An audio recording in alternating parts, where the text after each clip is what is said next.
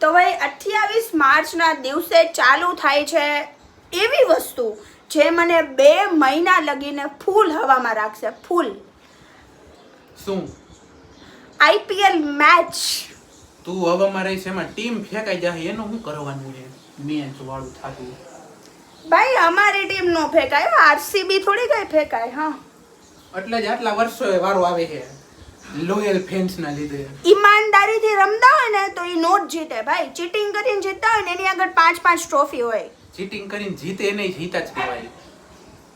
હા પણ અંદરથી ખુશી ન મળે એમાં. અંદરથી ખુશી જોતી હોય ને તો એ ઈમાનદારીથી રમવું પડે, સાચા દિલથી રમવું પડે.